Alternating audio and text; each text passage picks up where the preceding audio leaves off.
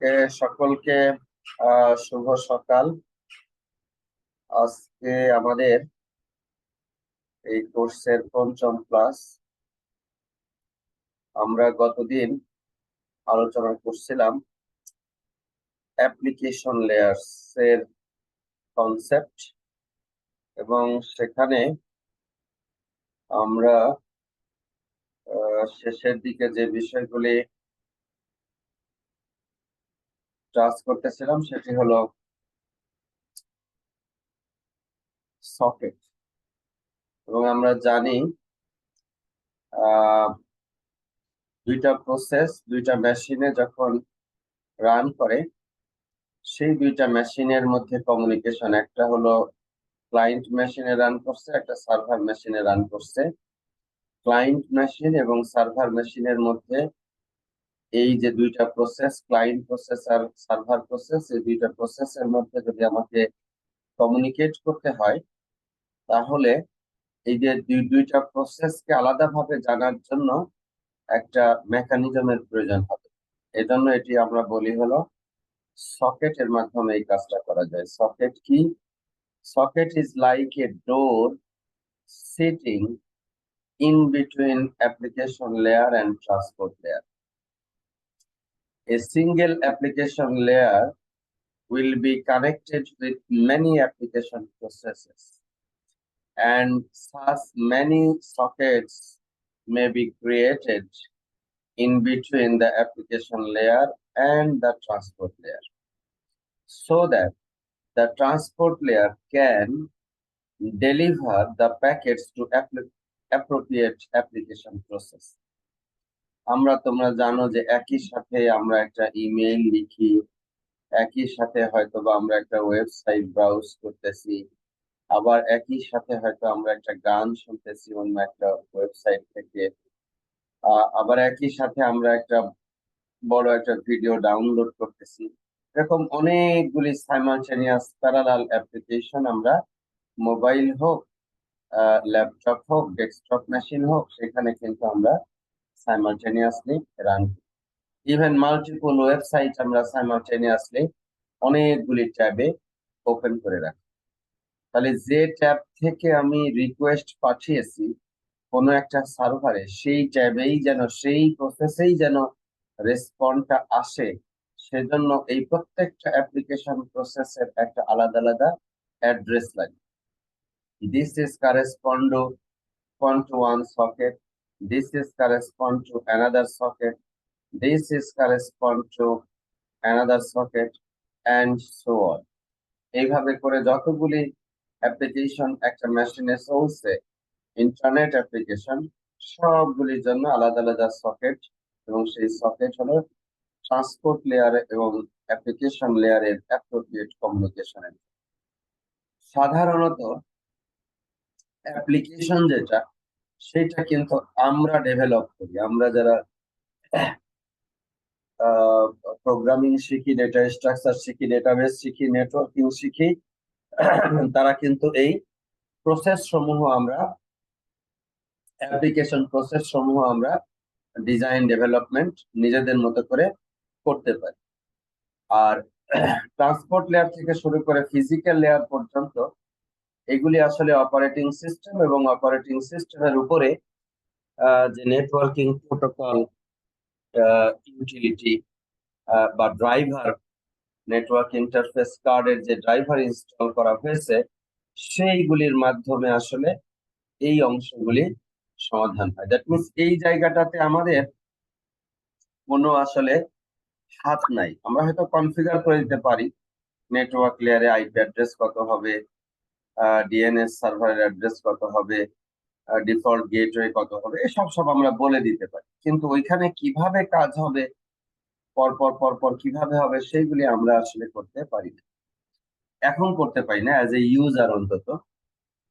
পরবর্তীতে যখন আমরা কম্পিউটার সায়েন্স ইঞ্জিনিয়ারিং গ্রাজুয়েট হব, যদি কখনো কোনোদিন এই ধরনের বড় নেটওয়ার্ক ইনফ্রাস্ট্রাকচার সার্ভিস প্রোভাইড করে এই ধরনের কোম্পানিতে কাজ করি, প্রোটোকল ডিজাইন করি, এই ধরনের কাজের সাথে সংযুক্ত হই, তখন ডেফিনেটলি আমরা এই কাজগুলি আমরা করতে পারব, সেটি প্রয়োজন।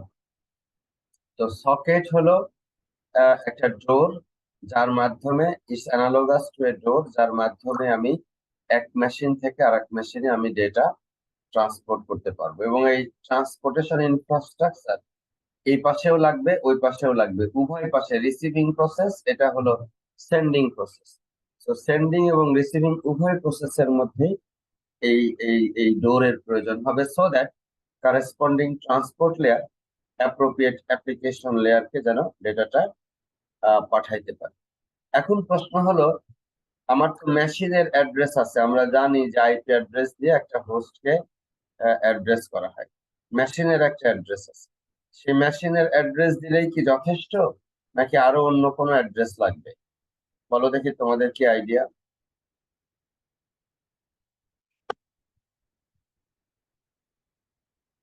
হোস্ট অ্যাড্রেস দিয়ে যদি আমরা ডেটা ট্রান্সফার করি, তাহলেই কি অ্যাপ্লিকেশন প্রসেসের কাছে আমরা ডেটাটাকে পৌঁছাইতে পারবো, নাকি অন্য কোনো অ্যাড্রেসিং মেকানিজম আমাদের লাগবে?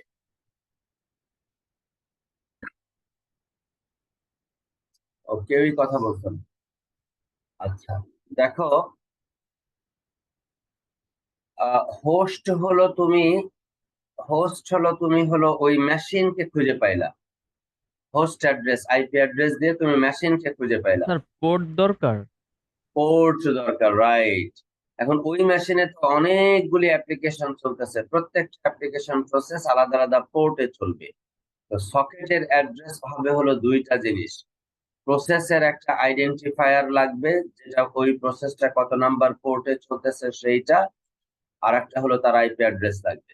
এই দুইটা যখন একসাথে হবে, তখন সেটাকে আমরা বলবো সকেট। একটা লাগবে আইপি অ্যাড্রেস, আর একটা লাগবে হলো তোমার port number associated with that particular process on the host. Host means হলো ওই আইপি অ্যাড্রেস দিয়ে যে হোস্ট মিন করা হচ্ছে দুই।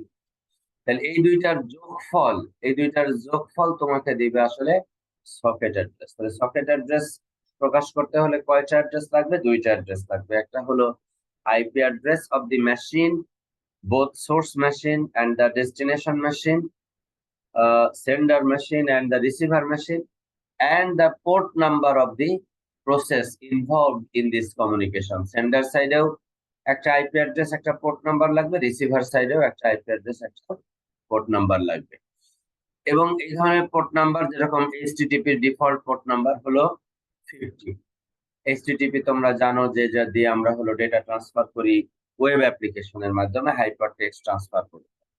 একইভাবে ইমেইল কমিউনিকেশনের জন্য আমরা পোর্ট নাম্বার ব্যবহার করি 25, SMTP protocol, simple mail transfer protocol, simple mail transfer protocol, SMTP. এটা ব্যবহার করি হলো আমরা এই 25 number port, SMTP, simple mail transfer protocol. এইভাবে করে আমরা আইপি অ্যাড্রেস এবং পোর্ট নাম্বার দিয়ে একটা পার্টিকুলার, যেরকম ধরো এই ইউনিভার্সিটি অফ ম্যাসাচুসেটস এর কম্পিউটার সায়েন্স এর গ্রাজুয়েট স্কুলের যেটা ওয়েবসাইট, সেইটা হলো এইটা। এখানে হলো আইপি অ্যাড্রেস হলো এইটা, পোর্ট নাম্বার হলো এইটা।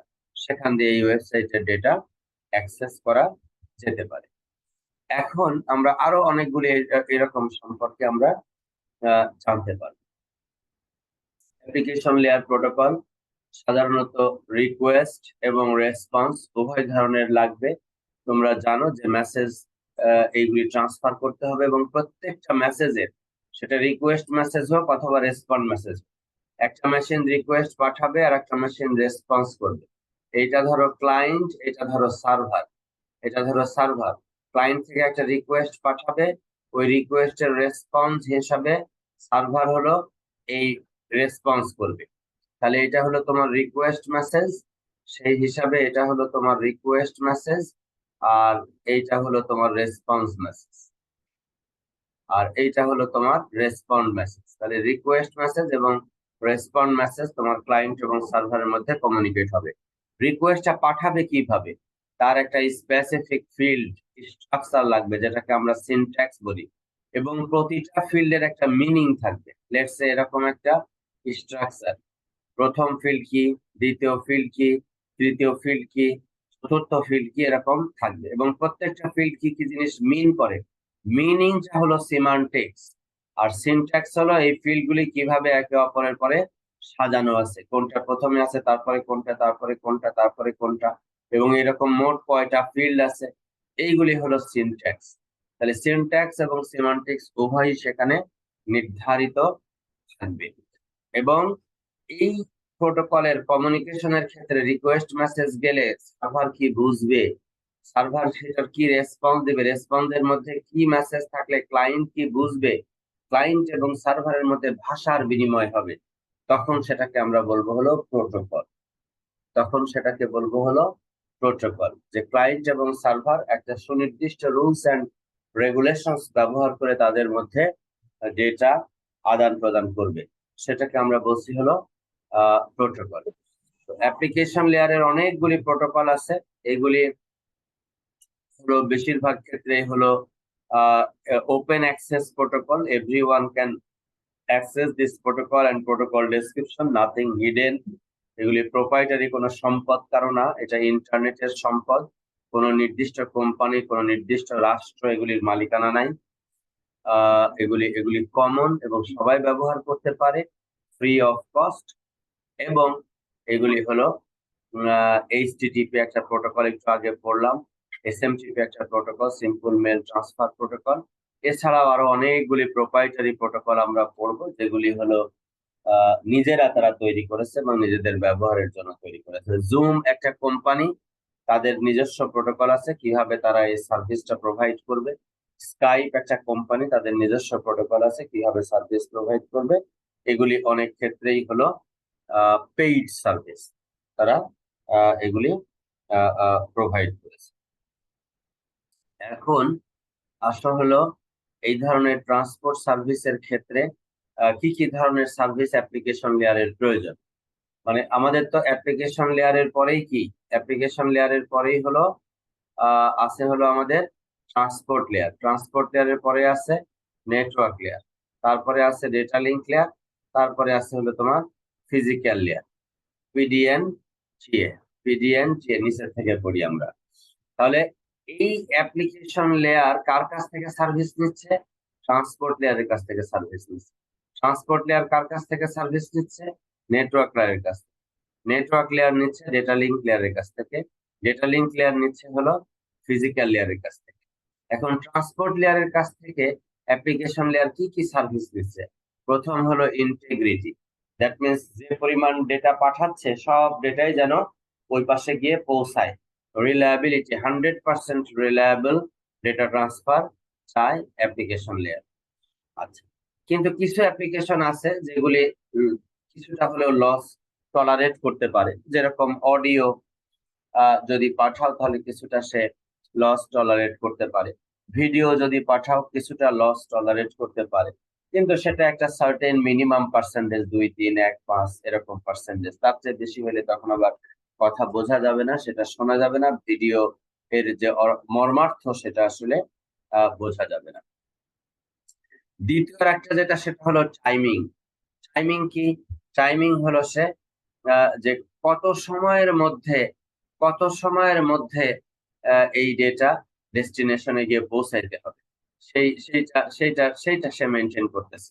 যেরকম ইন্টারনেট টেলিফোনের ক্ষেত্রে টাইমিং খুব গুরুত্বপূর্ণ, ইন্টারঅ্যাক্টিভ গেমের ক্ষেত্রে টাইমিং খুব গুরুত্বপূর্ণ, রিয়েল টাইম ভিডিও কমিউনিকেশনের ক্ষেত্রে টাইমিং খুবই গুরুত্বপূর্ণ।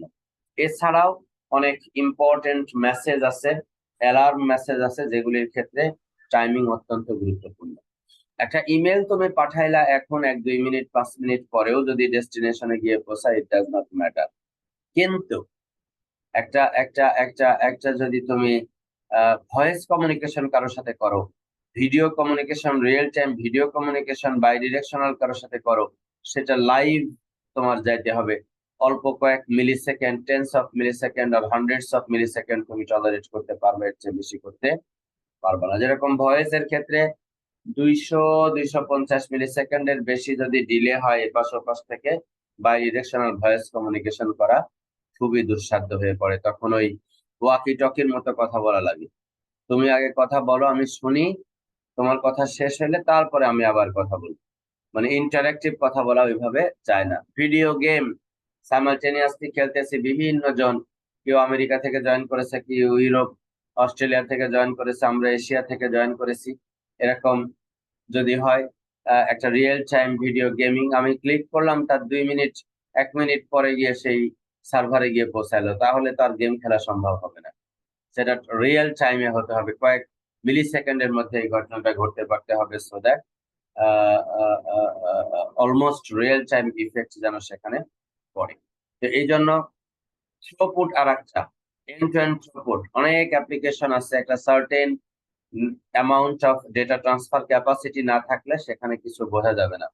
যেরকম high definition media, interactive media, যদি আমরা HDMI যদি আমরা হাই ডেফিনেশন ইনফরমেশন যদি আমরা কমিউনিকেশন করতে চাই, তাহলে একটা সার্টেন মিনিমাম থ্রুপুট সেখানে লাগবে। ইভেন অডিও কমিউনিকেশন করলেও 4 কিলোবিটস পার সেকেন্ড মিনিমাম আমার ডেটা রেট সাপোর্ট করা লাগবে, সো দ্যাট সেখান থেকে আমি ভয়েস কমিউনিকেশনটা পাঠাতে পারি। আমাদের হিউম্যান ভয়েস হলো মোটামুটি 300 হার্জ থেকে শুরু করে 3300 হার্জ পর্যন্ত যায়, বা ক্ষেত্র বিশেষে এটা 3400ও বলা হয়, এত এত হার্জের মধ্যে থাকে। সো ব্যান্ডউইথ প্রায় 3.1 কিলো হলো ব্যান্ডউইথ। এরপরে কিছুটা গার্ড ব্যান্ড, এর পাশে কিছুটা গার্ড ব্যান্ড দিয়ে এটা আমাদের 4 kbps এর একটা লিংক আমাদের প্রয়োজন হয়, 4 kbps এর একটা লিংক প্রয়োজন হয় মিনিমাম। এবং এর চেয়ে বেশি হলে তো ভালো গুড কোয়ালিটি ভয়েস কমিউনিকেট হবে, বাট মিনিমাম রিকোয়ারমেন্ট হলো আমাদের এইটা। তাহলে থ্রুপুট আমাদের খুবই গুরুত্বপূর্ণ, এবং থ্রুপুট ভালো পাইলে আমার ডেটা ট্রান্সফার এবং ইউজার এক্সপিরিয়েন্স ভালো হবে। এবং সিকিউরিটি প্রয়োজন, ইটস ভেরি ইম্পর্টেন্ট। ডেটা যেন কেউ অল্টার করে ফেলতে না পারে, ডেটা যেন কেউ ডিস্ট্রয় করে ফেলতে না পারে, ডেটা যেন কেউ স্ক্র্যাম্বল করে ফেলতে না পারে, ডেটা যেন কেউ এক্সট্রাক্ট করে ফেলতে না পারে, সেজন্য আমার সিকিউরিটি সেখানে ইনশিওর করতে হবে। তো এই ধরনের সার্ভিসগুলি আমাদের নিচের লেয়ার থেকে প্রয়োজন। এখানে একটা ধরো এক্সাম্পল দেওয়া আছে, খুব গুরুত্বপূর্ণ। আমরা যখন ফাইল ট্রান্সফার করি তখন লস আমরা টলারেট করতে পারবো না। থ্রুপুট কম বেশি হতে পারে, ইলাস্টিক এটা টাইম সেন্সিটিভ, ফাইল ট্রান্সফারটা অতটা টাইম সেন্সিটিভ না, ইমেইল অতটা টাইম সেন্সিটিভ না, লস আমরা ট্রান্সফার অ্যাকসেপ্ট করতে পারবো না, এটা থ্রুপুটের ক্ষেত্রে এটা ইলাস্টিক। ওয়েবের কোনো কন্টেন্ট, কোনো লস আমরা টলারেট করতে পারবো না, ইলাস্টিক, এবং এটা অতটা টাইম সেন্সিটিভও না। কিন্তু রিয়েল টাইম অডিও ভিডিও যদি হয়, কিছুটা লস টলারেন্ট, কিন্তু অডিওর জন্য সার্টেন এবং ভিডিওর জন্য সার্টেন এমবিপিএস আমার লিংক থাকতে হবে। এর নিচে হলে থ্রুপুট হলে সেটি আসলে ডেটা ট্রান্সফার করা সম্ভব না। এবং এটা ডেফিনেটলি খুবই time sensitive, several tens of মিলি সেকেন্ডের মধ্যে থাকলে ভালো। স্ট্রিমিং অডিও ভিডিও এটাও লস টলারেন্ট, এবং থ্রুপুট এখানে খুব গুরুত্বপূর্ণ।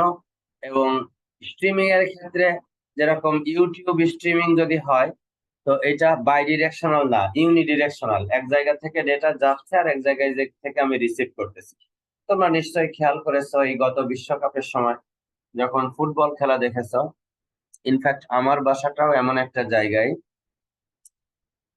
এখান থেকে যদি আমি এই ভিডিও স্ট্রিমের মাধ্যমে ফুটবল খেলা যেদিন যেদিন দেখেছি, সেদিন এই আমার পাশেই হলো একটা একটা ছাত্রদের হল। ওইখান থেকে আগে গোলের আওয়াজ চলে আসে, তারপরে আমি দেখতে পাই যে আমার এখানে গোল হইতেছে। তার মানে হলো স্ট্রিমিং এর এই ক্ষেত্রে ধরো যে 2-4-5 সেকেন্ড যদি লেট হয়, 7-10 সেকেন্ড যদি লেট হয়, ইটস ওকে, এটা টলারেবল। কারণ আমি ইউনিসাইড থেকে আসতেছে, এটা আমি দেখতেছি এবং আমি এটা এনজয় করতেছি। কিন্তু আমি এখান থেকে কোনো কিছু পাঠাচ্ছি না, শুধু আমি রিসিভ করতেছি, সেই ক্ষেত্রে এটা হতে পারে। কিন্তু একটা সার্টেন লেভেলের থ্রুপুট এখানে মেনটেন করতে হবে, সেই রিকোয়ারমেন্ট সেখানে আছে। আর ইন্টারেক্টিভ গেম যদি হয় তাহলে এইটা খুবই গুরুত্বপূর্ণ। গেমের ক্ষেত্রে আমরা খুব ডেটার সাইজ খুব কম, আমরা শুধু ওই মাউস ক্লিক করি, বা কোনো টাইপ করি, বা কিবোর্ডের মাধ্যমে কোনো কিছু কন্ট্রোল করি, খুব মিনিমাম ইনফরমেশন আমরা কমিউনিকেট করি। থ্রুপুট অত বেশি থ্রুপুট আমাদের এমবিপিএস জিবিপিএস থ্রুপুট আমাদের প্রয়োজন হয় না, কিন্তু টাইম খুবই সেন্সিটিভ। সেভারাল টেন্স অফ মিলি সেকেন্ডের মধ্যে এটি কমিউনিকেটেড হতে হবে। তবে বর্তমান তোমাদের আগেও বলেছি, ফিফথ জেনারেশনের মধ্যে এই several tens of millisecond accept করতেছে। সামনে সিক্সথ জেনারেশন কানেক্টিভিটি যখন আসবে, গবেষকরা কাজ করছেন, ইন্ডাস্ট্রি প্র্যাকটিশনাররা কাজ করছেন, একাডেমিক্সরা কাজ করছেন, সেইখানে হলো এন্ড টু এন্ড ডিলে ধরে নেওয়া হচ্ছে অনলি 1 মিলি সেকেন্ড, অনলি 1 মিলি সেকেন্ড। পৃথিবীর এক কর্নার থেকে আর এক কর্নারের ডেটা যেন আমরা ট্রান্সমিট করতে পারি, যে কোনো অ্যাপ্লিকেশনের সার্ভিস যেন আমরা এই সময়ের মধ্যেই পেয়ে যাই। World will be very, very, very, very fast in terms of communicating data in between different devices. আমরা যখন তোমাদের মতো ছাত্র ছিলাম, ফ্লপি ডিস্ক ব্যবহার করা হয়েছে। একটা ফ্লপি ডিস্কের সাইজ ছিল 512 কিলোবাইট। ওইটাকেই আমরা মনে করতাম যে খুব উপকারী। হার্ড ডিস্কের ডেটা এক জায়গায় থেকে আর এক জায়গায় নেওয়া যায় না, সব জায়গায় নেটওয়ার্ক ইন্টারনেট নাই, ইন্টারনেট অনেক দামি, ইন্টারনেটের উপর দিয়ে ডেটা ট্রান্সফার করলে অনেক সময় লাগে, মাত্র কেবিপিএস কানেকশন ছিল। তো সেই সময় আমরা এই এক হার্ড ডিস্কের ডেটা অফিসেরটা বাসায়, বাসারটা অফিসে, বা ল্যাবেরটা ডিপার্টমেন্ট বাসায়, এরকম ট্রান্সফার করার জন্য ফ্লপি ডিস্ক আমরা ব্যবহার করি। এরপরে আসলো সিডি। সিডি ব্যবহার করে তো অনেক আরাম, একটা পুরা সিনেমা একটা সিডির মধ্যে নিয়ে চলে যাওয়া যাইতেছে, মুভি, এরকম অনেকগুলি সফটওয়্যার একটা সিডির মধ্যে নেওয়া যাইতেছে। এরপর আসলো ডিভিডি, অনেক এরকম নেওয়া যাচ্ছে।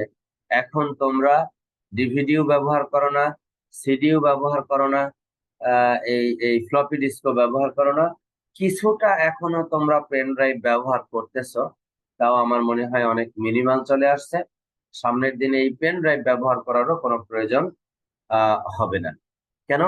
এই এই এই যে তোমার যে নেটওয়ার্কের মাধ্যমে যে কমিউনিকেশন, সেটা এত ফাস্ট যে যে কোনো ইনফরমেশন তুমি সব সময় এখানে তুমি পাবা এবং সেটি দিয়ে তুমি ব্যবহার করতে পারবা।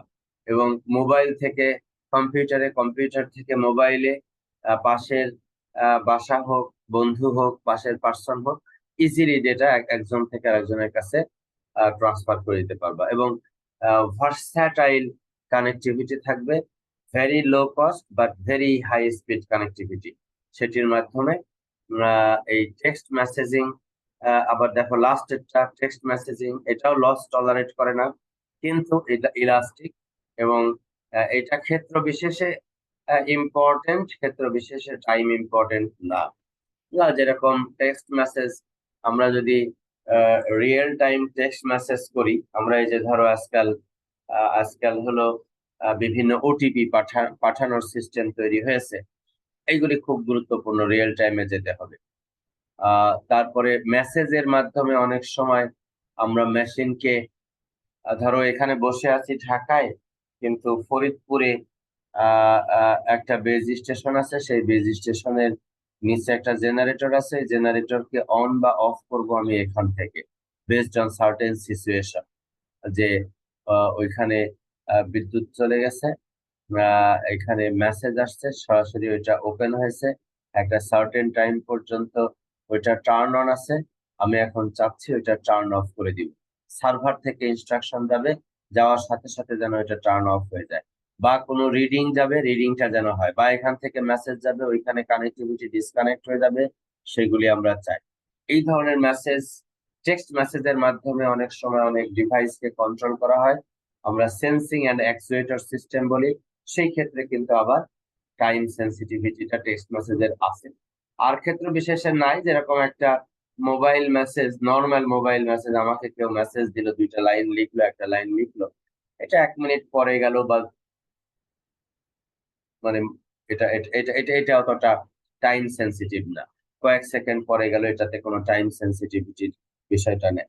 তো এই বিষয়গুলি তোমাকে আমলে নিয়ে আসতে হবে যখন তুমি অ্যাপ্লিকেশন লেয়ার প্রোটোকল ডিজাইন করবে। সো অ্যাপ্লিকেশন লেয়ার প্রোটোকল আমরা যখন পড়বো, তখন এই সিকিউরিটি, তারপরে হলো থ্রুপুট, তারপরে হলো ডিলে এবং রিলায়েবিলিটি। এই বিষয়গুলি আমাকে কনসিডারেশনের মধ্যে নিয়ে আসতে হবে, সো দ্যাট আমরা এক্সিলেন্ট সার্ভিস প্রোভাইডিং প্রোটোকল আমরা ডিজাইন করতে পারি। এবং টিসিপি তোমরা জানো যে রিলায়েবল ডেটা ট্রান্সফারের জন্য টিসিপি প্রোটোকল আছে, flow control TCP protocol provide করে, কনজেশন কন্ট্রোল টিসিপি প্রোটোকল ব্যবহার করে। এবং ফ্লো কন্ট্রোল এবং কনজেশন কন্ট্রোলের মধ্যে পার্থক্য মনে হয় জানো, তারপরে আমি একবার বলি। ফ্লো কন্ট্রোল হলো, এটা ধরো একটা এক্সাম্পল দেই, এটা ধরো ইন্টারনেট, এখানে একটা রাউটার, এই রাউটারের সাথে এখানে একটা sender A connected. Let's say এর ডেটার স্পিড হলো 100 Mbps। 100 Mbps কানেকশনে ও হলো ইন্টারনেটের সাথে কানেক্টেড। আর এর মধ্যে তো গিগাবিট কানেকশন আছে, কাজেই সমস্যা নাই। আর এইখানে একটা রাউটার, এখানে ধরো ডেস্টিনেশন হলো বি। বি বেচারাটা let's say only 50 kbps connection দিয়ে ইন্টারনেটের সাথে কানেক্টেড। এটা হতে পারে না? হতে পারে। এখন ঘটনা ঘটছে কি, এ তো প্রচুর পরিমাণ ডেটা পাঠাইতে পারে, প্রতি সেকেন্ডে 100 মেগা বিট ডেটা পাঠাইতেছে। এবং এই নেটওয়ার্ক ব্যাকবোন অনেক শক্তিশালী ইন্টারনেট ব্যাকবোন, সে ডেটা নিয়ে সে ডেস্টিনেশনে পাঠাই দিতেছে। এখন ডেস্টিনেশন মাত্র ডেটা রিসিভ করতে পারে 50 kbps, ওর তো ক্যাপাসিটি নাই। তাহলে ফ্লোটাকে কন্ট্রোল করতে হবে। ফ্লো কন্ট্রোল কি, যে সেন্ডার এত জোরে ডেটা পাঠাবে না যে রিসিভার এটা রিসিভ করতে পারে না, ওইভাবে ডেটা পাঠানো যাবে না। ঠিক আছে, তাহলে ডেটা কিভাবে পাঠাইতে হবে, রিসিভার যে রেটে ডেটা রিসিভ করতে পারবে সেই রেটে সেন্ডারকে ডেটা ট্রান্সফার করতে হবে। এর নাম বলি আমরা ফ্লো কন্ট্রোল। ফ্লো কন্ট্রোল কিভাবে ইমপ্লিমেন্ট করা হয় নেক্সট চ্যাপ্টারে আমরা পড়ব। কনজেশন কন্ট্রোল হলো, এইটা হলো রিলেটেড টু ইন্টারমিডিয়ারি রাউটার্স। মনে করো এটা একটা ইন্টারমিডিয়ারি রাউটার, ওর কাছ থেকে সে ডেটা পাচ্ছে, এর কাছ থেকে সে ডেটা পাচ্ছে, এখান থেকে পাচ্ছে, এখান থেকে পাচ্ছে, এখান থেকে পাচ্ছে।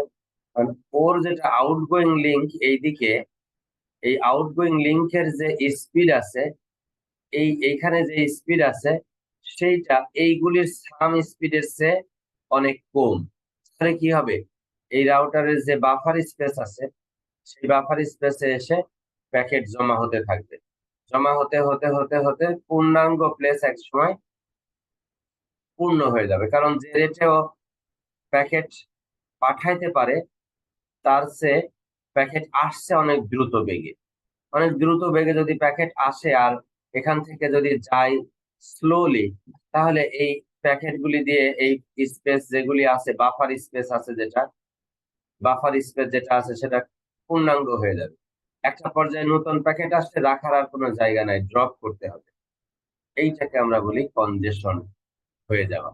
আর এই কনজেশন কন্ট্রোলিং এর জন্য মেকানিজম আছে, সেগুলিও আমরা চ্যাপ্টার 3 তে গিয়ে পড়ব।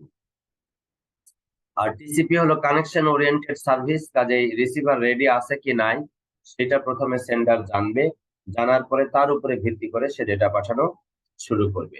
এবং এটা কোনো টাইমিং, মিনিমাম থ্রুপুট, গ্যারান্টি ইত্যাদি কোনো কিছু দেয় না, বাট এমন একটা এনভায়রনমেন্ট করবে যেন এই ডেটাগুলি একটা certain level of services say network থেকে পেতে পারে।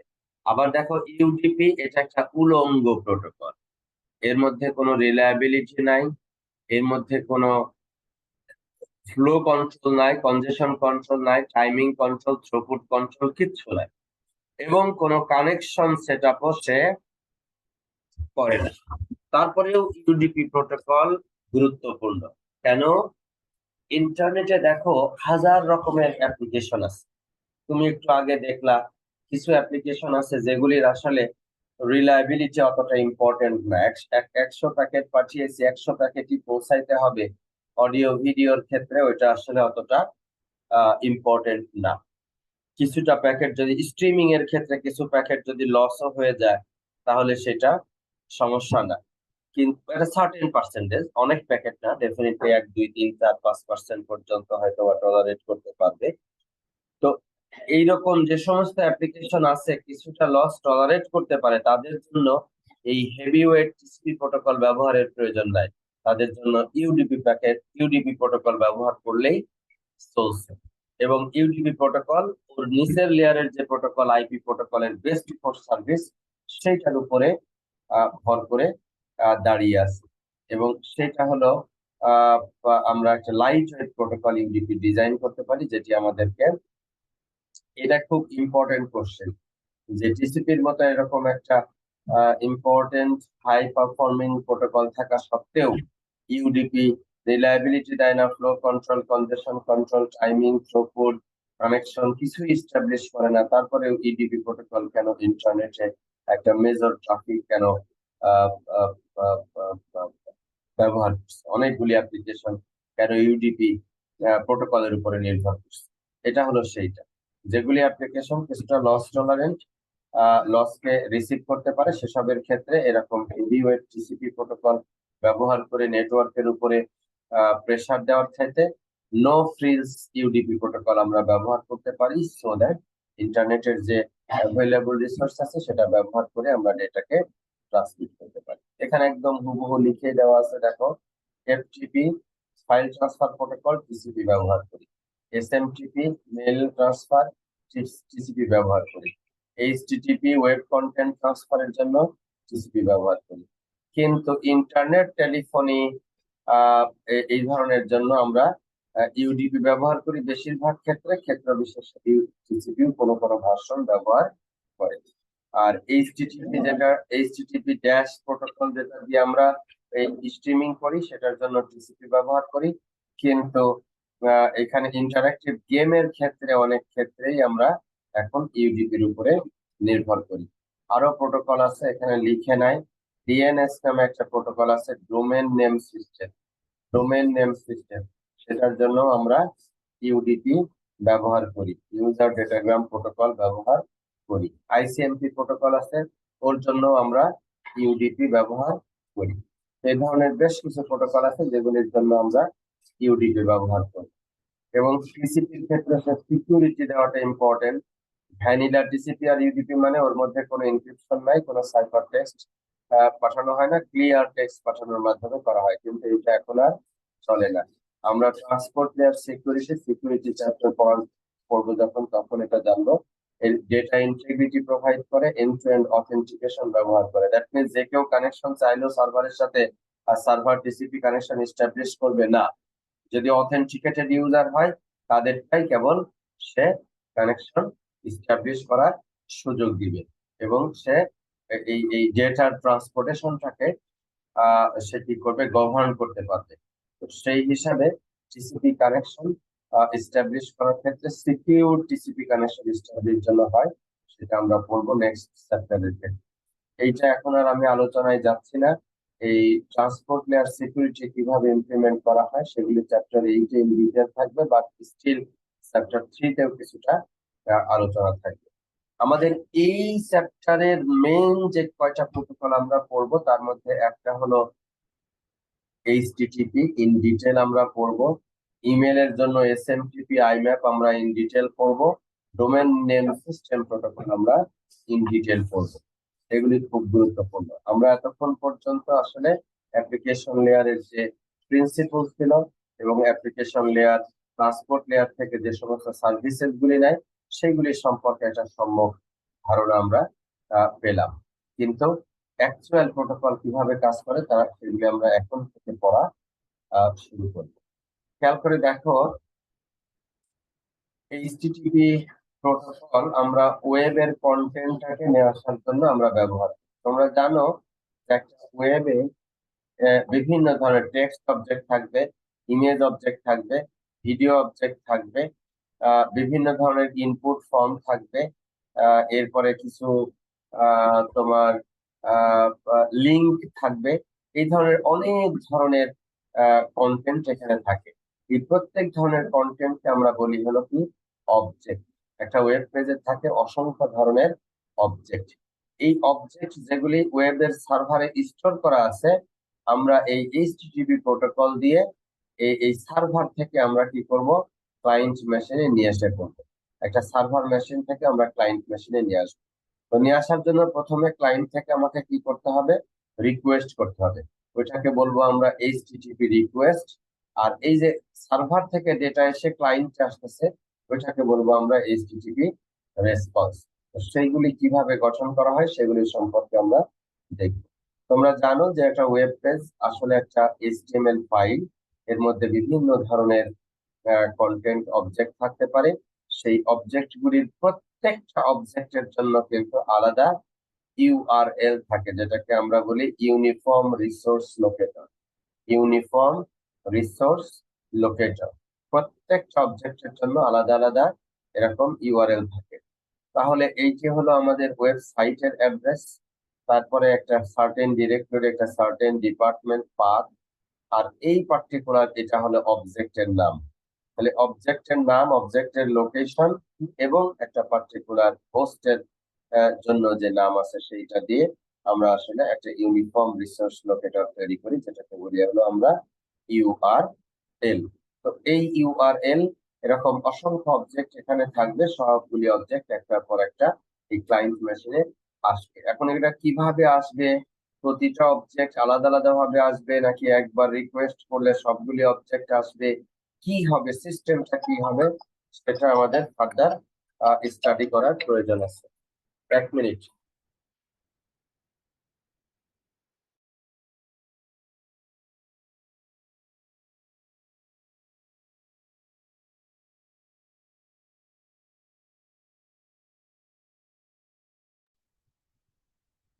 তো এটা হলো যে এখানে যেটা হয়েছে সেটি হলো আহ, এই এই যে এখানে পিকচারটা এখানে হলো অবজেক্ট, এইচটিএমএল অবজেক্ট। এই অবজেক্টটা আমার লোকেশন দিয়ে দিলে সেটি হলো ডাউনলোড। এটা করার জন্য আমরা যে প্রোটোকল ব্যবহার করব সেটা হলো এইচটিটিপি প্রোটোকল। তোমরা ইতিমধ্যে জেনেছো এইচটিটিপি প্রোটোকল আন্ডারলাইং প্রোটোকল হিসেবে টিসিপি ব্যবহার করে, transmission control protocol, transport layer protocol হিসেবে টিসিপি ব্যবহার করে। এবং এটি একটি অ্যাপ্লিকেশন, এইচটিটিপি হলো একটা অ্যাপ্লিকেশন লেয়ার প্রোটোকল এবং এর মডেল হলো client server model. That means একটা ক্লায়েন্ট মেশিন থাকবে, একটা সার্ভার মেশিন থাকবে, একে অপরের কাছ থেকে সে ডেটা নিয়ে আসবে। ক্লায়েন্ট গুলি সাধারণত একটা ব্রাউজার ব্যবহার করে। এটা একটা অ্যাপ্লিকেশন সফটওয়্যার, যেরকম গুগল ক্রোম, মজিলা, ফায়ারফক্স, এর আগে ইন্টারনেট এক্সপ্লোরার খুব ব্যবহার করা হতো, নেটস্কেপ ন্যাভিগেটর আগে ব্যবহার করা হতো। এইগুলি হলো এখন আবার মোবাইল ফোনে সাফারি, এরকম বিভিন্ন আমরা আমরা আমরা ব্রাউজার ব্যবহার করি। তো ক্লায়েন্ট হলো একটা ব্রাউজার ব্যবহার করবে যার এইচটিটিপি প্রোটোকল ব্যবহার করবে এবং এটার মাধ্যমে সে রিকোয়েস্ট করবে সার্ভারের কাছে অবজেক্টের জন্য, এবং সেই অবজেক্টগুলি সার্ভার তখন রেসপন্স মেসেজ হিসাবে ক্লায়েন্টের কাছে পাঠিয়ে দিবে। রেসপন্স মেসেজ হিসাবে ক্লায়েন্টের কাছে হলো সার্ভার পাঠিয়ে দিবে। এখানে একটা ছোট্ট এক্সাম্পল দেখো, সার্ভার একটাই, সে হলো অ্যাপাচি ওয়েব সার্ভার রান করতেছে। এখন কখনো সে এরকম পিসির কাছ থেকে ফায়ারফক্স ব্রাউজার ব্যবহার করতেছে, এরকম এইচটিটিপি রিকোয়েস্ট পাবে, রেসপন্স হিসাবে সে এই অবজেক্ট গুলি সে পাঠিয়ে দিবে। আবার কখনো এরকম iPhone running safari browser sending HTTP request এবং রেসপন্স হিসাবে পাঠিয়ে দিবে। দ্যাট মিন্স এই সার্ভারকে ভার্সেটাইল হতে হবে, কত ধরনের এরকম ব্রাউজারের সাথে সে কথা বলতে পারে তার জন্য তার ভার্সেটাইল হতে হবে, সব ধরনের ব্রাউজারের সাথে যেন সে কথা বলতে পারে সেটা। কিন্তু সব ধরনের ব্রাউজারের সাথে সমান পারফরমেন্স দিয়ে সে বিহেভ করতে পারবে না। এবং সাধারণত তোমরা দেখেছো যে অনেক ওয়েব সার্ভারে ঢুকলে ওরা বলে যে তুমি এই ওয়েব সার্ভারের অবজেক্ট গুলি যদি নিতে চাও ভালো পারফরমেন্স দিয়ে, তাহলে এই কুকিজ গুলি ইনস্টল করো। কুকিজ কি সেটাও আমরা পরবর্তীতে পড়বো। কুকিজ গুলি ইনস্টল করো, তার মানে হলো সে চাচ্ছে যে তার যে প্রোটোকল আছে, তার যে ভার্সন আছে, সেটার সাথে তুমি অ্যালাইন হয়ে যাও, তোমার ব্রাউজারটাকে তুমি অ্যালাইন করে ফেলো, ব্রাউজারের যে মেথোডোলজি আছে সেটার সাথে অ্যালাইন করে ফেলো, সো দ্যাট তুমি ভালো পারফরমেন্স সেখান থেকে তুমি পাবা। তো এই বিষয়গুলি যারা ব্রাউজার ডিজাইন করতেছে তারাও এটা আমলে নিবে, যারা ব্রাউজার ডিজাইন করতেছে তারাও এটা আমলে নিবে। আবার যারা সার্ভার ডিজাইন করতেছে তারাও এটা আমলে নিবে। তাহলে এখানে কি করে, এইচটিটিপি প্রথম একটা টিসিপি কানেকশনের জন্য রিকোয়েস্ট করবে, হোস্ট মেশিন থেকে একটা টিসিপি কানেকশনের জন্য রিকোয়েস্ট করবে। পোর্ট নাম্বার কত তোমরা জেনেছো ইতিমধ্যে, এইচটিটিপি পোর্ট নাম্বার হলো 80। এই টিসিপি কানেকশন যখন সার্ভার অ্যাকসেপ্ট করবে যখন, তখন একটা রেসপন্স মেসেজের মাধ্যমে পাঠিয়ে দিবে। এরপরেই হলো এইচটিটিপি রিকোয়েস্ট মেসেজ যাবে ক্লায়েন্ট থেকে সার্ভারের কাছে যে আমি অমুক ইউআরএল বলে দিবে যে অমুক ইউআরএল এর কন্টেন্টটা আমি চাই। তখন হলো টিসিপি সার্ভার এটা প্রোভাইড করবে, এবং এইভাবে করে যতক্ষণ রিকোয়েস্ট চলতে থাকবে সেন্ডারের কাছ থেকে ততক্ষণ এটা চলবে। লাস্টে গিয়ে টিসিপি কানেকশন ক্লোজ হবে। ক্লোজিংটা আবার বাই ডিরেকশনাল, ক্লায়েন্টও ক্লোজ করবে, সার্ভারও ক্লোজ করবে। সো ওইখানে আবার বাই ডিরেকশনাল। আমরা একটু পরে দেখবো যে এই কানেকশনটা আসলে কি কি হয়। একটা জিনিস মনে রাখবা সবসময়, এইচটিটিপি হলো একটা স্টেটলেস প্রোটোকল। স্টেটলেস প্রোটোকল মানে এইচটিটিপি সার্ভার কখনো হিস্টোরি রাখে না যে ক্লায়েন্ট আমার কাছে কি রিকোয়েস্ট পাঠিয়েছিল এবং সেই রিকোয়েস্টের রেসপেক্টে কি ডেটা আমি তাকে প্রোভাইড করেছিলাম, এই সমস্ত হিস্টোরি সে রাখে না। এবং এই হিস্টোরি না রাখার কারণে এই এই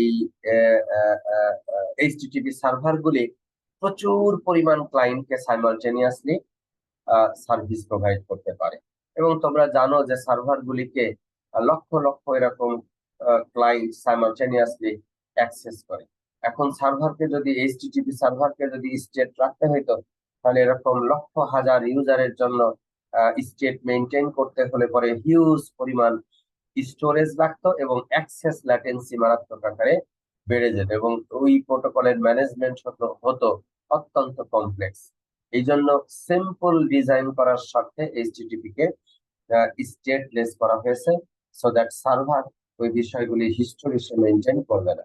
এটা করতে হলে স্টেট যদি মেনটেন করতে হতো তাহলে সেটা হতো অনেক কমপ্লেক্স, পাস্ট হিস্টোরি মেনটেন করতে হতো, ইনকনসিস্টেন্ট ডেটা অ্যারাইজ হওয়ার সম্ভাবনা সেখানে থাকতো, এবং নানান ধরনের রিকনসিলিয়েশন বা স্টেপস সেখানে নিতে হতো।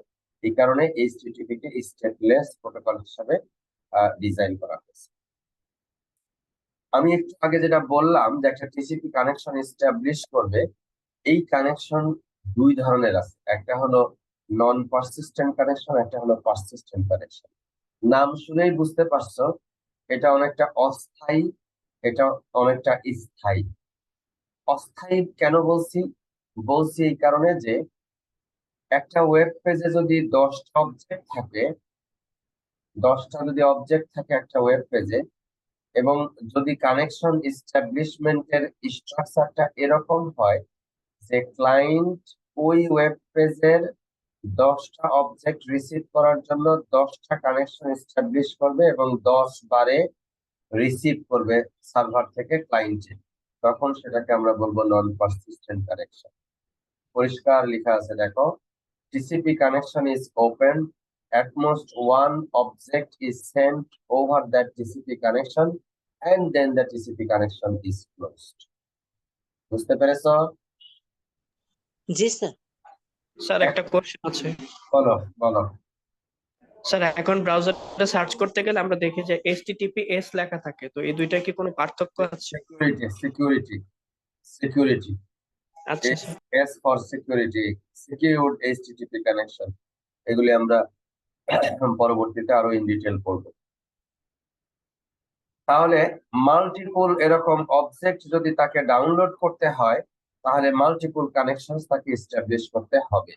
নন পারসিস্টেন্ট কানেকশন শুরুর দিকে যখন মানুষ এইচটিটিপি প্রোটোকল ডিজাইন করেছিল 90-এর দশকে, তখন এই নন পারসিস্টেন্ট কানেকশন ছিল, এবং পরবর্তীতে পারসিস্টেন্ট কানেকশন ব্যবহার করা হয়েছে। টিসিপি কানেকশন ওপেন হবে, একটা পার্টিকুলার পেজে যতগুলি অবজেক্ট আছে সবগুলি ওই একটা কানেকশনের উপর দিয়ে ট্রান্সফার হবে, একটা কানেকশনের উপর দিয়ে ট্রান্সফার হবে in between the client and server, এবং তারপরে সেই কানেকশনটা ক্লোজ হবে। তার মানে অনেকগুলি কানেকশন, অনেকগুলি অবজেক্ট একটা কানেকশনের উপর দিয়ে যদি ট্রান্সফার হয়, তখন সেটাকে আমরা বলছি হলো পারসিস্টেন্ট এইচটিটিপি কানেকশন। এখানে একটা এক্সাম্পল দেখো নন পারসিস্টেন্সের। আমি এই যে হোম ডট ইন্ডেক্স একটা পেজ আছে, এখানে টেক্সট আছে, 10টা পেজ জেপিইজি ইমেজ আছে, 10টা জেপিইজি ইমেজ আছে। তাহলে আমি কি করব, একটা কানেকশন এস্টাবলিশ করব। এই ফার্স্ট ও অ্যাকসেপ্ট করলো, এবার রিকোয়েস্ট মেসেজ পাঠাবো। প্রথম প্রথম যে জেপিইজি অবজেক্ট আছে সেটা সেখানে পাঠিয়ে দিল। এইভাবে আবার ক্লোজ করে ফেলবে দুইটা কানেকশন। এইভাবে কয়বার চলবে বলতো? এক নাম্বার থেকে 5 নাম্বার স্টেপ কতবার রিপিট হবে? 10 বার রিপিট হবে। 1 নাম্বার থেকে 5 নাম্বার স্টেপ, এই 10টা ইমেজের জন্য 10টা বার, 10টা রেফারেন্স জেপিইজি অবজেক্টের জন্য 10 বার রিপিট হতে হবে। তাহলে কানেকশন 10টা এস্টাবলিশ করতে হচ্ছে এবং 10 বার ডেটা পাঠাতে হচ্ছে। এটা আসলে ওভারহেড। এই ওভারহেড আসলে এই যে এখানে ছবির মাধ্যমে দেখানো হয়েছে রাউন্ড ট্রিপ টাইম। একবার আমি কানেকশন এস্টাবলিশ করলাম, আরটিটি লাগলো। আবার আমি রিকোয়েস্ট করলাম, ডেটা পাঠালো, আরেকটা আরটিটি লাগলো। তাহলে টু আরটিটি প্লাস হলো ট্রান্সমিশন টাইম। এটা হলো তোমার টাইম লাগতেছে প্রতিটা অবজেক্টের জন্য। তাহলে 10টা অবজেক্টের জন্য কয়টা? 20টা তোমার আরটিটি লাগবে, 20টা ট্রান্সমিশন টাইম লাগবে। আর যদি তুমি পারসিস্টেন্স ব্যবহার করো তাহলে কিন্তু তাহলে 2টা আরটিটি লাগতেছে প্রতিটার জন্য, আর একটা করে ফাইল ট্রান্সমিশন টাইম লাগতেছে নন পারসিস্টেন্সের ক্ষেত্রে, এবং সেখানে তোমার টাইম কিন্তু অনেক বেশি লাগবে। আর যদি তুমি পারসিস্টেন্ট করো, সার্ভার কানেকশনটা এস্টাবলিশ রাখবে। এইটা হলো এইচটিটিপি, নন পারসিস্টেন্ট হলো এইচটিটিপি 1.0, আর পারসিস্টেন্ট এইচটিটিপি হলো এইচটিটিপি 1.1। এর পরবর্তীতে আমরা 2.1 দেখবো এন্ড সো অন দেখবো। এইটা সে কি করতেছে, কানেকশনটা ওপেন রাখবে এবং পরবর্তী যে জেপিইজি মেসেজ গুলি আছে, অবজেক্ট গুলি আছে, সেগুলি পর ট্রান্সফার হয়ে যাবে। দ্যাট মিনস আরটিটি টাইম তুমি সিগনিফিকেন্টলি কমায় ফেলতে পারতেছো।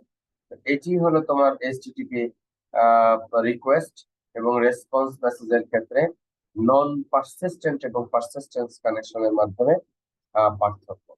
এইচটিটিপির ক্ষেত্রে গেট, পোস্ট, হেড এই কমান্ডগুলি এখানে ব্যবহার করা হয় এবং এটির মাধ্যমে তুমি গেট ব্যবহার করবা কখন? যখন তুমি ডেটা চাইবা সার্ভার থেকে ক্লায়েন্টে। আজকাল শুধু আমরা সার্ভার থেকে ক্লায়েন্টে ডেটা যে নেই তা না, সার্ভারে ডেটা আপলোডও করি, তাই না? ওই যে একটা সিভি আপলোড যদি করতে হয় তাহলে কতগুলি ইনফরমেশন দিয়ে সেন্ড বাটনে ক্লিক করলে ওটা আপলোড হয়ে যায়। তাহলে আপলোড করতে হলে পোস্ট মেথড আমরা ব্যবহার করি। ঠিক আছে, এরকম অনেকগুলি অপশন সেখানে রয়ে গেছে। তো এখানে দেখো গেট, তারপর একটা ইন্ডেক্সের অ্যাড্রেস দিয়ে দিচ্ছ, এটা হলো ক্যারেজ রিটার্ন লাইন ফিড। এরপর তোমার হোস্টের ইমেল কি বলে, হোস্টের হলো ডোমেইন অ্যাড্রেস, ইউজার এজেন্ট কোন ব্রাউজার ব্যবহার করতেছে, তার ভার্সন কি, সেই সম্পর্কে অপারেটিং সিস্টেম কি সব বলে দিচ্ছে। তারপর টেক্সট মেসেজ এইচটিএমএল এগুলি অ্যাকসেপ্ট করবে কিনা সেটা সে বলে দিচ্ছে। ল্যাঙ্গুয়েজ ইংলিশ সেটা সে বলে দিচ্ছে। জিজিপ ইনকোডিং মেকানিজম ব্যবহার করা হয়েছে সেটা বলা হচ্ছে। Connection keep alive, keep alive মানে একটা অবজেক্ট পাঠানোর পরেই কানেকশন টার্মিনেট করবা না, এটা বলে দিচ্ছে এইচটিটিপি পারসিস্টেন্ট কানেকশনের ক্ষেত্রে, যে অবজেক্ট ট্রান্সফার করার পরেই কানেকশনটাকে টার্মিনেট করবা না, কানেকশনটাকে স্ট্যাবলিশ রাখবা, সো দ্যাট পরবর্তীতে আমরা এটাকে কি করতে পারি, ট্রান্সফার করতে পারি, সেকেন্ড অবজেক্টের জন্য ব্যবহার করতে পারি। এবং এইচটিটিপির এর ফরম্যাটটা হলো এরকম, এই যে প্রথমে যেরকম মেথড, এই যে গেট মেথড, ওরকম এখানে দেখো মেথড ব্যবহার করা হয়েছে, তারপর একটা স্পেস, তারপরে ইউআরএল ব্যবহার করা হয়েছে, তারপর একটা স্পেস, তারপরে কত ভার্সন ব্যবহার করা হচ্ছে সেইটা, তারপরে ক্যারেজ রিটার্ন লাইন ফিড। এরপরে হলো হেডারের ফিল্ডের নেম কি হেডার, এই যে একটু আগে দেখলা যে তোমার হোস্ট দিয়ে অ্যাড্রেস ব্যবহার করা হয়েছে, ইউজার এজেন্ট দিয়ে কোন ব্রাউজার, এগুলি ব্যবহার করা হয়েছে। তারপরে particular value, carriage return line feed এবং হেডারের লাইন্স, এরকম অনেকগুলি হতে পারে। একটু আগে দেখলা হোস্ট আছে, ইউজার এজেন্ট আছে, অ্যাকসেপ্ট আছে, ল্যাঙ্গুয়েজ আছে, এনকোডিং মেকানিজম আছে, কানেকশনের টাইপ আছে। এইগুলি সব পর পর পর পর পর পর বলে দিবে। আর এইখানে যাবে হলো ইমেলের এইচটিটিপির যেটা রিকোয়েস্টের যেটা বডি, কি রিকোয়েস্ট তুমি পাঠাচ্ছ সেটা এখানে যাবে। আর যখন আবার পাঠাবে, যখন যেটা যখন পাঠাবে, তখন এই অবজেক্টের কন্টেন্টটা তুমি এখানে পাঠাই দেবে। আর সেন্ডারের ক্ষেত্রেও যদি ক্লায়েন্ট থেকে সার্ভারে যদি রিকোয়েস্ট পাঠায়, তাহলে এখানে শুধু ওই ইউআরএল এর অ্যাড্রেসটা তুমি এখানে দিয়ে দিবা যে কোন অ্যাড্রেস কি পাঠাইতেছো, আর যখন তোমার ফেরত আসবে তখন একদম পুরো কন্টেন্টটা তুমি এখানে পাঠাই দিবে। এইটা দেখো, এই যে এই চিহ্ন দ্বারা বোঝাচ্ছে সাইজটা ফিক্সড না, সাইজটা হলো কি ভ্যারিয়েবল, সাইজটা হলো কি ভ্যারিয়েবল। এবং বিভিন্ন সাইজের অবজেক্ট সার্ভার থেকে ক্লায়েন্টে অথবা ক্লায়েন্ট থেকে সার্ভারে আপলোড হতে পারে। পোস্ট মেথডটা এইচটিটিপি 1.0তেই ছিল। এটা দিয়ে আমরা কি করতে পারি, ডেটাটাকে ইনপুট নিতে পারি, ক্লায়েন্ট থেকে সার্ভারে ইনপুট নিতে পারি। আর গেট মেথডটা এটাও 1.0তে ছিল, এটা হলো সার্ভার থেকে ক্লায়েন্টে আমি আহ, আহ, নিতে পারি। ঠিক আছে, get method. So include user data in URL field of HTTP GET request message so that data can be transported from client to the server to the client or client to the server wherever it is required. Head method এর মাধ্যমে সাধারণত আমরা এই যে একটা URL request পাঠাই, এটা খুব শর্ট একটা মেসেজ। হেড এর মাধ্যমে ইউআরএল রিকোয়েস্ট একটা আমরা পাঠাতে পারি। পুট এর একটা মেথড, এই পুট মেথডের মাধ্যমে আমরা অবজেক্ট করতে পারি, আপলোড করতে পারি, ফাইল আপলোড করা। এরকম 1.1 এইচটিটিপি 1.1 ভার্সনে এটা এসেছে এবং এটি পারসিস্টেন্ট কানেকশন হলো সাপোর্ট করে। একটু আগে তোমরা সেটি দেখেছো। বেশ কতগুলি রেসপন্স মেসেজ আছে, এগুলি একটু স্ট্রাকচারটা সিম্পলি জানা। 200 যদি কোড আসে, এটা হলো ওকে code, that means connection okay আছে। কখনো কখনো তোমরা এইচটিটিপি ব্যবহার করতে গিয়ে 404 কোড খাও না, মনে আছে? জি sir. Object is not found, server is not found, page is not found, এরকম মেসেজ পাও? জি স্যার, নট এরকম 404, তাহলে এই যে লাস্টে হলো তার ডেটাটাকে সে ইনক্লুড করে দিবে এবং এই ধরনের মেসেজ। 200 হলো ওকে মেসেজ, 301 হলো মুভড পার্মানেন্টলি। কোনো অবজেক্টের ইউআরএল যদি চেঞ্জ হয়ে যায় তাহলে এই ধরনের মেসেজ আসবে, ইউআরএল চেঞ্জ হয়ে গেছে এবং অন্য জায়গায় চলে গেছে। 400 রিকোয়েস্ট হলো ব্যাড, ওটা ওটা ওটা আমরা জানি না তুমি কি কি কি অবজেক্ট চাচ্ছ, এটা অবজেক্টের রিকোয়েস্ট আমি জানি না। 404 এটা নট ফাউন্ড। আর 505 এই ভার্সন নট সাপোর্টেড। এমন যদি হয় এইচটিটিপির যে ভার্সন সার্ভার ব্যবহার করতেছে তার চাইতে আপডেটেড ভার্সন ক্লায়েন্ট ব্যবহার করতেছে, তাহলে সার্ভার বলবে যে তুমি যে ভাষায় আমার সাথে কথা বলতে চাচ্ছ সেই ভাষা আমি জানি না। আর এই প্রোটোকলগুলি সাধারণত ব্যাকওয়ার্ড কম্প্যাটিবল হয়। ব্যাকওয়ার্ড কম্প্যাটিবল এই শব্দটা গুরুত্বপূর্ণ, এটা একটু শিখে রাখো। ব্যাকওয়ার্ড কম্প্যাটিবল, এই প্রোটোকলগুলি ব্যাকওয়ার্ড কম্প্যাটিবল হয় মানে হলো যদি এইচটিটিপির ভার্সন 2.1 ব্যবহার করতেছে একটা সার্ভার, এইচটিটিপি ভার্সন 2.1 ব্যবহার করতেছে, তাহলে সে ক্লায়েন্টরা যদি 1.0 ব্যবহার করে তাহলেও তাকে সাপোর্ট দিতে পারবে, 1.1 ব্যবহার করে তাহলেও তাকে সাপোর্ট দিতে পারবে, 2.0 যদি ব্যবহার করে তাহলেও তাকে সাপোর্ট দিতে পারবে, আর 2.1 ব্যবহার করলে তো তাকে সাপোর্ট দিতে পারবেই ফর শিওর। তার মানে সার্ভার যে প্রোটোকলের ভার্সন ব্যবহার করতেছে তার আগের সকল ভার্সনকে সে কি করতে পারবে, প্রোভাইড করতে পারবে। কিন্তু সার্ভারই যদি 2.1 ব্যবহার করে আর এইখানে যদি কোনো 3.0 বা 2.2 কোনো ক্লায়েন্ট যদি কানেকশন করে, তাকে বলবে ভাই তুমি যে ল্যাঙ্গুয়েজে কথা বলতেছো এই ল্যাঙ্গুয়েজ আমি বুঝি না, আমার সাপোর্টেড না। বুঝছো কথা? জি স্যার। তাহলে এইটা ইম্পর্টেন্ট থাকতে হবে, এটা একে অপরের মধ্যে লাগবে। একটু আগে যে কথা বলতেছিলাম, আজকাল কুকিজ খুবই খুবই খুবই খুবই গুরুত্বপূর্ণ। আমরা জানি যে এইচটিটিপি হলো স্টেটলেস প্রোটোকল, সেটা সত্য, কিন্তু সার্টেন কিছু ফাংশনালিটির জন্য যেরকম amazon.com বা বিভিন্ন যে কোনো সাইট যেগুলি হলো তোমার এরকম এই আহ, তোমার হলো এই বিজনেস ট্রানজাকশন গুলি যেগুলি করে থাকে, ই কমার্স বিজনেস ট্রানজাকশন যেগুলি করে থাকে, এগুলি তোমার ইনফরমেশন সমূহ সে স্টোর করে। এবং ওইখানে গেলে প্রতিবার তোমার ইউজার নেম পাসওয়ার্ড দিয়ে যদি লগ ইন করতে হয়, এটা তোমার জন্য অনেক কঠিন।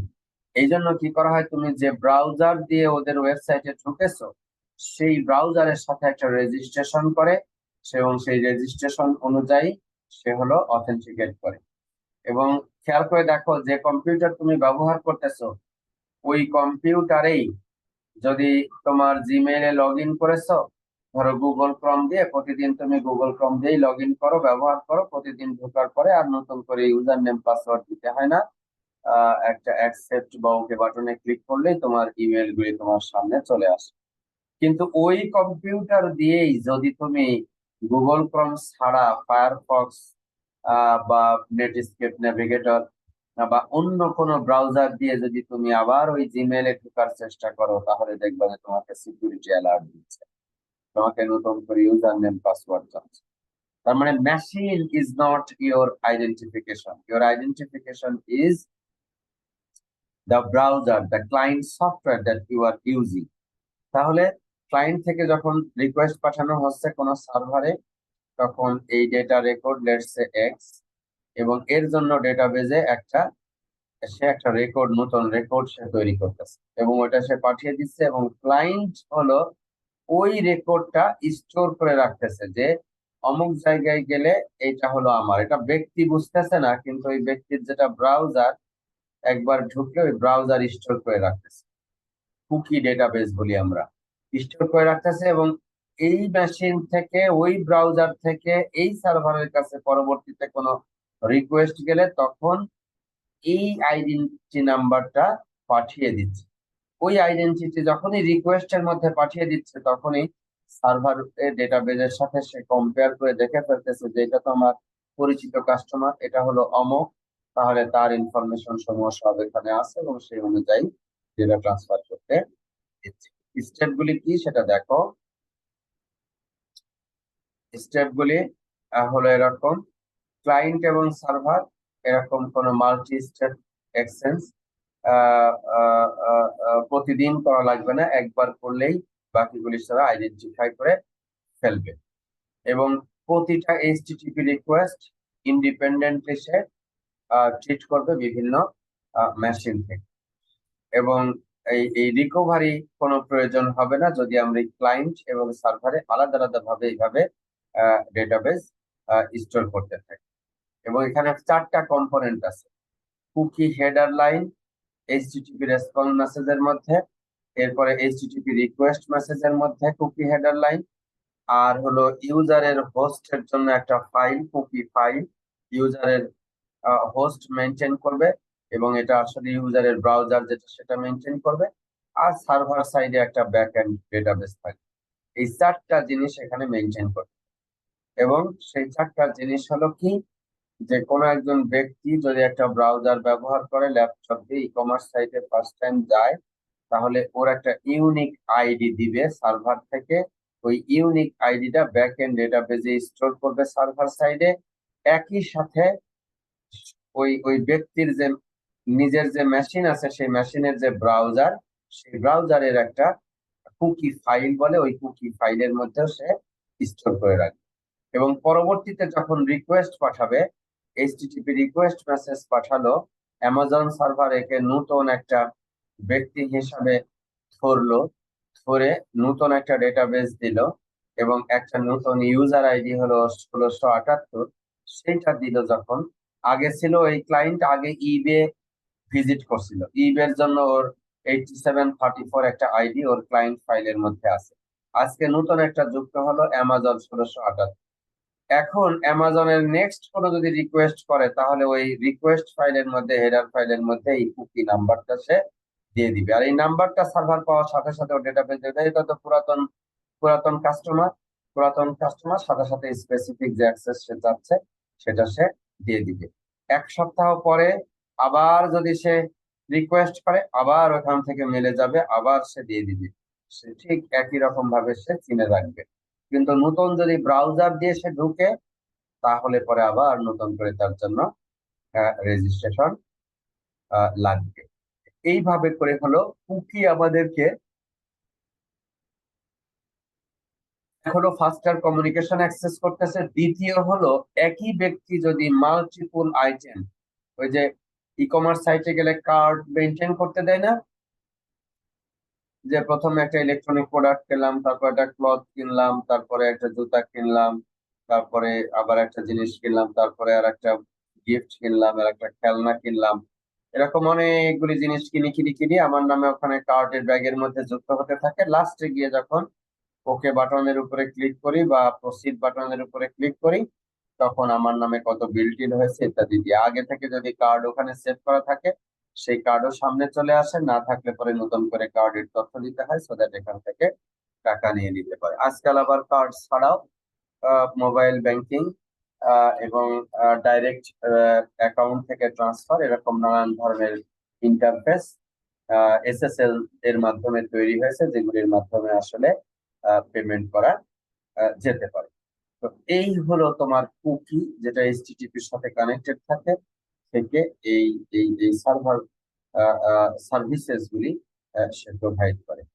So cookies are useful for giving authentication, for giving shopping carts, for giving recommendation. আর একটা ইম্পর্টেন্ট জিনিস, ওটা সার্ভার হলো পরে কি, তুমি ওইখানে ঢুকে কোন ধরনের জিনিস ব্রাউজ করছিলা, কেন আর না কেন, কি ধরনের জিনিস ব্রাউজ করছিলা, কোথায় কোথায় তুমি দেখছিলা, ওইগুলি হবে একটা স্টোর করে রাখ।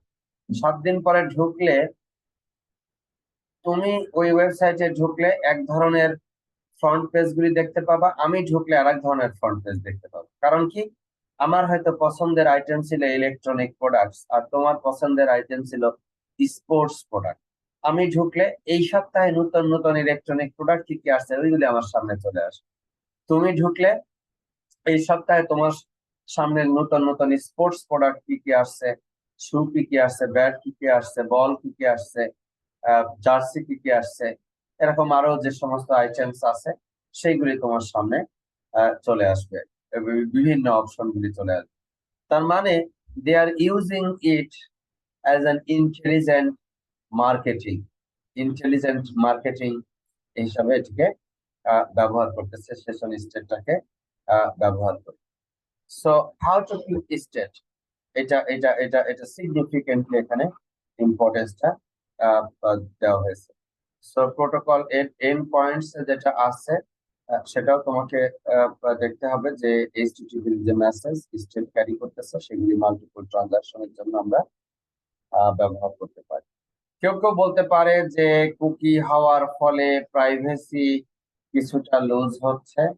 Two some extent it is true, but কুকির যে সিকিউরিটি বর্তমানে সেটিও যথেষ্ট হাই, এবং মাল্টিপল ওয়েবসাইটে আমরা কুকি কোনোটা অ্যাকসেপ্ট করার আগে ডেফিনেটলি আমরা চিন্তা করব, এবং 10-7টা সব ধরনের কুকি আমরা অ্যাকসেপ্ট করব না। অথেন্টিকেটেড ওয়েবসাইট যেগুলি আছে সেগুলিতে আমরা কুকি অ্যাকসেপ্ট করব। এই কুকি অ্যাকসেপ্ট করার ব্যাপারে আমরা যথেষ্ট সতর্ক থাকবো। প্রথম আলো সহ বিভিন্ন পত্র পত্রিকার ওয়েবসাইটে ঢুকলে দেখবা তোমাকে বলতেছে যে তুমি ইয়ে চাও কিনা, অ্যালার্ট মেসেজ চাও কিনা, নোটিফিকেশন চাও কিনা। তার মানে নতুন নতুন যদি ওদের ওখানে ইয়ে আসে, কোনো খবর আসে, সাথে সাথে তোমার একটা নোটিফিকেশন দিয়ে দিবে। 2 দিন পরে এমন অবস্থা হবে তুমি সারাক্ষণ সেই নোটিফিকেশনের যন্ত্রণায় তুমি আর মানে সময়, তোমার কাজের সময় তুমি আর ব্যয় করতে পারতেছো না, সারাক্ষণ শুধু নোটিফিকেশন নোটিফিকেশন আর নোটিফিকেশন আসতেছে। So this is disturbing, and you have to think about how to control these issues in your system. তো এই হলো বিষয়গুলি। আমি লাস্ট ওয়েব ক্যাশটা বলে আজকের ক্লাসটা শেষ করব। তোমরা প্রক্সি সার্ভারের নাম শুনেছো, ওয়েবসাইটের কন্টেন্ট ক্যাশ করে রাখে, কোন একটা ক্লায়েন্ট থেকে অরিজিনাল সার্ভারের ডেটা লোকাল সার্ভারে স্টোর করে রাখলে পরে নেক্সট যে ক্লায়েন্ট, ওই এই ক্লায়েন্ট যখন অ্যাক্সেস করছিল ওয়েবের ক্যাশে ওই পেজটা ছিল না, এই অরিজিনাল সার্ভার থেকে নিয়ে এসে ক্যাশ একটা কপি করে রাখলো, পরের ক্লায়েন্ট যখন ওই জিনিস রিকোয়েস্ট করছে তখন এই ক্যাশ থেকে দিয়ে দিল। তার মানে অনেক ফাস্টার অ্যাক্সেস ক্লায়েন্টকে দেওয়া সম্ভব। বেনিফিট 1। বেনিফিট 2 হলো এই ক্লায়েন্ট যে ইন্টারনেট কানেকশনের মাধ্যমে ইন্টারনেটের সাথে কানেক্টেড আছে, এটা যেহেতু একবার নিয়ে এসে ক্যাশ করে রাখছে, আবার যেহেতু চাইতে হলো না, মূল ইন্টারনেট ব্যাকবোনের উপরে ডেটা ট্রাফিকের লোডটা কমে গেল এক। আর এই কোম্পানির জন্য ইন্টারনেট অ্যাক্সেস বিল যেটা, সেটাও কমে গেল। So this has multiple benefits, but this cache content need to be updated. Obsolete content যেন না হয়, সে ব্যাপারে যথেষ্ট সজাগ থাকতে হবে। তো সেটি একটা ইম্পর্টেন্ট পয়েন্ট আছে। এবং এই ক্যাশ কন্ট্রোলিং এর জন্য কত সেকেন্ড ওর লাইফ টাইম হবে সেটা মেনটেন করা হবে, কত সেকেন্ড তার লাইফ টাইম হবে, এবং এই লাইফ টাইম অনুযায়ী সেটা সে মেনটেন করবে। ক্লায়েন্টের কাছাকাছি হওয়ার কারণে ইনস্টিটিউশনাল অ্যাক্সেস লিঙ্কের উপরে কম পড়বে এবং ইফেক্টিভলি আমরা কন্টেন্ট ডেলিভারি দিতে পারবো। এখানে একটা এক্সাম্পল দেওয়া আছে যে এখানে ধরো একটা লিঙ্ক আছে 1.4 Mbps, ইন্টারনেট হলো পাবলিক ইন্টারনেট, এইটা ইনস্টিটিউশনাল নেটওয়ার্ক, এটা 1 Gbps নেন। যদি কোনো ক্যাশ না থাকে তাহলে সার্ভিস খুবই এটা খুবই বটলনেক। কোথায় মাত্র 1.4 Mbps আর কোথায় 1 Gbps, হিউজ, প্রায় প্রায় ধরো 600 গুণ বেশি এটার স্পিড। তাহলে 600 গুণ বেশি স্পিডে ওদের ডেটা অ্যাকসেপ্ট করার বা ট্রান্সমিট করার ক্যাপাসিটি আছে, আর এই জায়গায় বটলনেক হয়ে যাচ্ছে 600 গুণ কম। ফলে এরা বিরক্ত হয়ে যাবে। এখানে যদি আমি একটা সার্ভার বসাইতে পারি, এখানে গিয়ে যদি আমি এইটা গিয়ে বটলনেক হয়ে যাবে। এখানে গিয়ে যদি আমি একটা সার্ভার বসাই দিতে পারি, এইখানে গিয়ে যদি আমি একটা সার্ভার বসাই দিতে পারি, তাহলে আমার হিউজ, এইখানে গিয়ে একটা সার্ভার বসাই দিতে পারি, তাহলে বেশিরভাগ সময় এখান থেকে নিয়ে এখানে রাখবে এবং এদের যেটা অ্যাক্সেস করলে এই সার্ভার থেকে দিয়ে দিবে, এবং সেক্ষেত্রে সিগনিফিকেন্ট পারফরমেন্স ইমপ্রুভমেন্ট সম্ভব। এখানে পারফরমেন্স কতটুকু ইমপ্রুভমেন্ট করা সম্ভব সেটা যেটা ক্যালকুলেট করা আছে কিছুটা, বাকিটা তোমরা করে নিবা।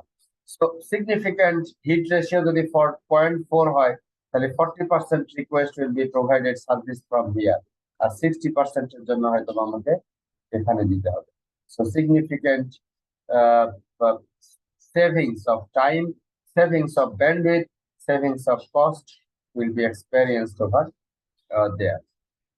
আমরা এইখান থেকে এই কন্ডিশনাল গেট 42 নম্বরতম স্লাইড থেকে আমরা আগামী দিনের ক্লাসে পড়ব।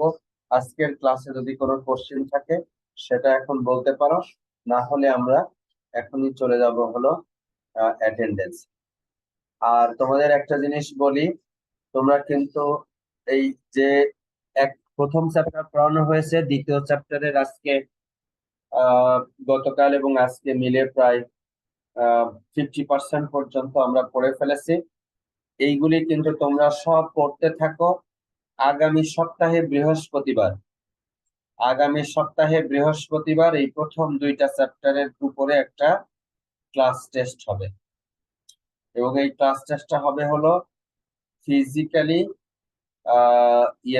ডিপার্টমেন্টে এসে। ঠিক আছে, এইটা তোমরা কিন্তু প্রয়োজনীয় লেখাপড়া প্রস্তুতি যেটা আছে সেটা তোমরা নিতে থাকো।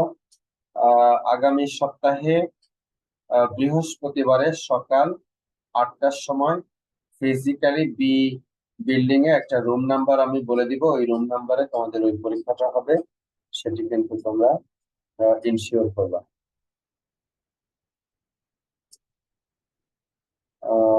অ্যাটেন্ডেন্স এন্ড আসসালামু আলাইকুম স্যার। বলো।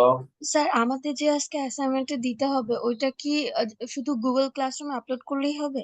না না না, তোমাদেরকে বলেছি আমি, এটা হলো ক্লাসে কি বলেছি বলো তো? ওই যে 512 নাম্বার রুমে একজনের 512 নাম্বার রুমে কার কাছে বলেছি? সাখাওয়াত নাকি যে নাম বলছে। সাখাওয়াত ওর কাছে জমা দেবা, আমার বলে দেওয়া আছে। ঠিক আছে, সাখাওয়াতের কাছে জমা দিয়ে দিবা। আচ্ছা, এবার হলো অ্যাটেন্ডেন্স আসো। প্রথম হলো সাগর Hossain, Yes, sir. Mahfuzur Rahman, Yes, sir. Masud আল মেহেদি, Yes, sir. মাহমুদুল হাসান আবির, Yes, sir. Aminul Islam, Yes, sir. Ruhul ইসলাম, Yes, sir.